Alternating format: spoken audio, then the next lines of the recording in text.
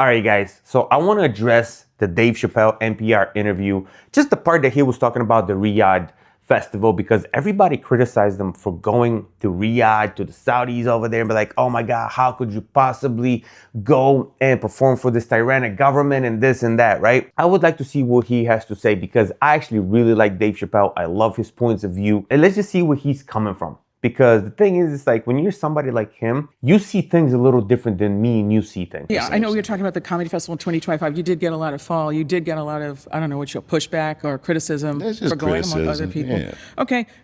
The intelligence, U.S. he intelligence, got a lot of criticism. Make it clear that they he got believe a lot that of the Saudis criticism for killed going Jamal over there. Khashoggi and the embassy in Turkey, and you knew that when you went, right? Oh, absolutely. Now, I should tell you, you had no qualms. I won't say that. They asked me to go years before that, and I said no for that very reason.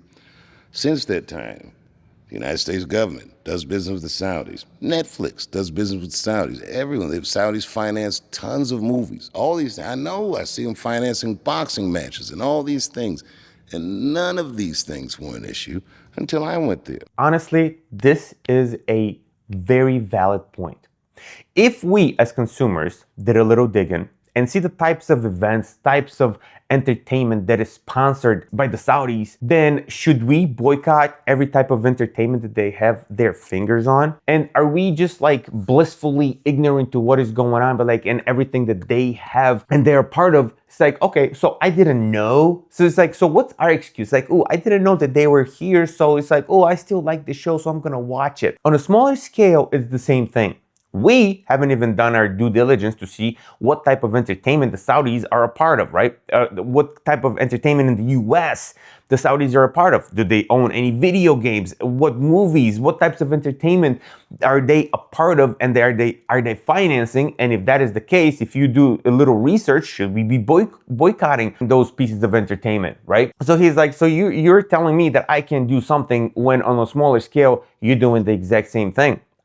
He's not exactly wrong, man. He's not exactly wrong. And if you look at the US government and what's happening right now, this is not, come on, guys. Come on, guys. Let's be real. Let's be real. And why is that? As soon as a black man can make money off the plantation, they try to tell you that the money is dirty. Well, okay, I'll go home and spend the money with actual slave owners on it. Where is this clean money you're talking But you about? said you hesitated. Forget just Saudis. How many corporations are just doing dirty things in order to squeeze every penny out of us, out of like, oh, profit, profit, profit, profit. He's right, dude. He is so right. I'm sorry, but these days, there's so much dirt happening, so much dirt that's happening behind the scenes from corporations that you're like, dude, what is clean money, right? What is clean money these days?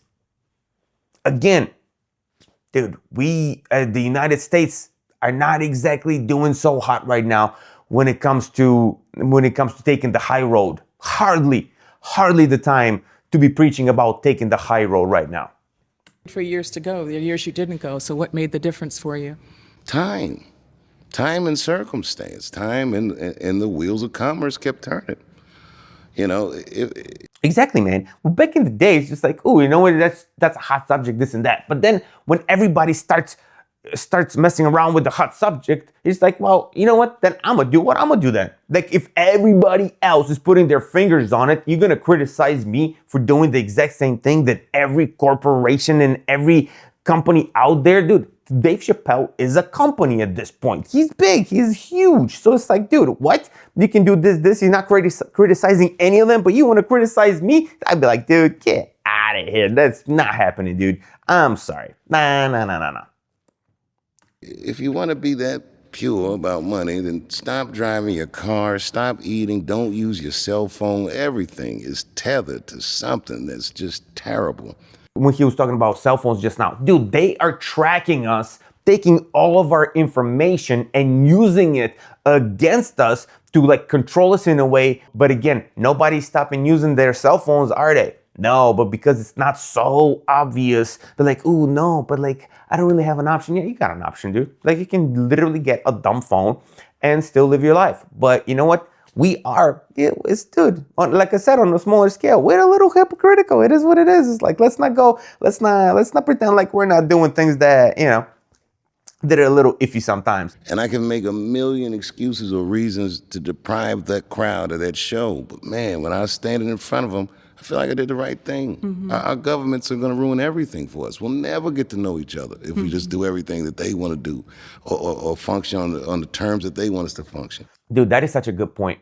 It's like when governments suppress people, when the governments put laws and all kinds of things for people to act a certain way, it's like we forget that we're all just people, right? Like, yeah, we grow up and we're different, but again, we are all people. When you see the only way to get out of your way, if you're in a bad way, the only way to get out of it is like, yo, let me talk to you. Let me see what you got. So Dave Chappelle out there showing them what US comedy is about is opening their eyes a little bit, but like, oh my God, look at what's going on. But like, and talking about certain things, talking about subjects that shouldn't be talked about. But it's like when you talk directly to people and you remove the state in between, that's how change happens. I'm sorry, but he's right. That's how change happens. When you want to go talk directly to people, how do you think people get to change their mind otherwise? How do we change our mind? It's just like, do we expand their views? We see something that we've never seen before and be like, oh my God,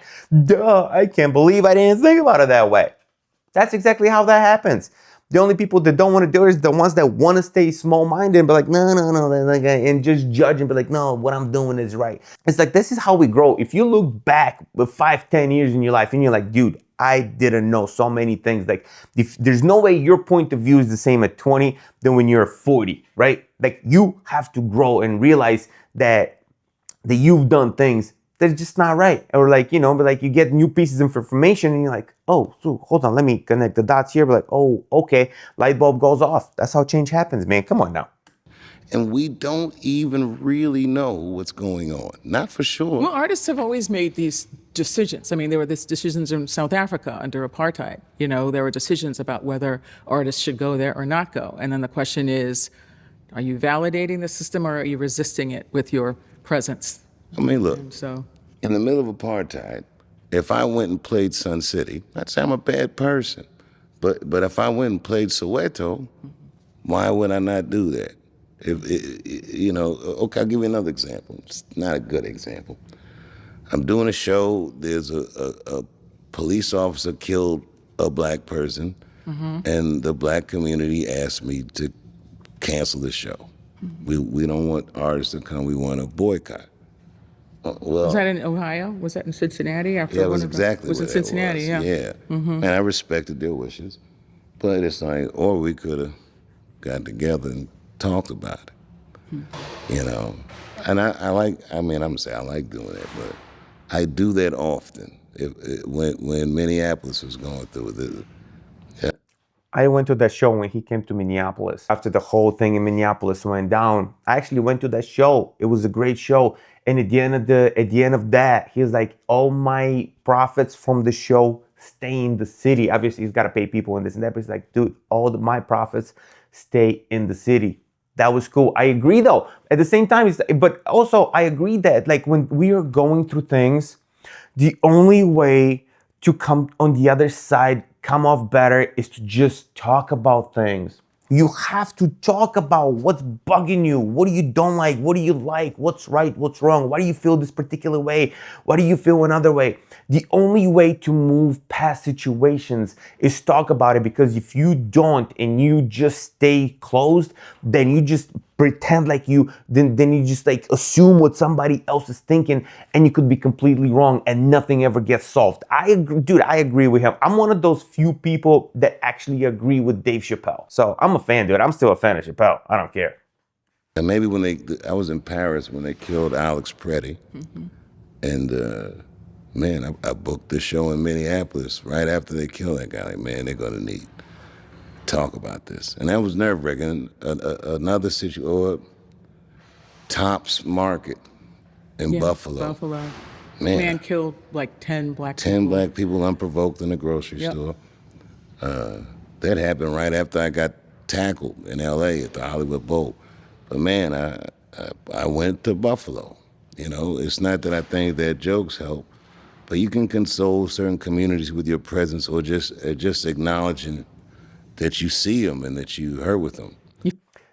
Especially with somebody of his fame, like coming to do a show and exposing situations even more and putting light on situations. Be like, you guys, I understand what you're going through, man. Sometimes when you're going through some shit, you're like, dude, I just need somebody to tell me that they understand. Like, they won't make it any better, but I just need you to tell me that you freaking hear me, man.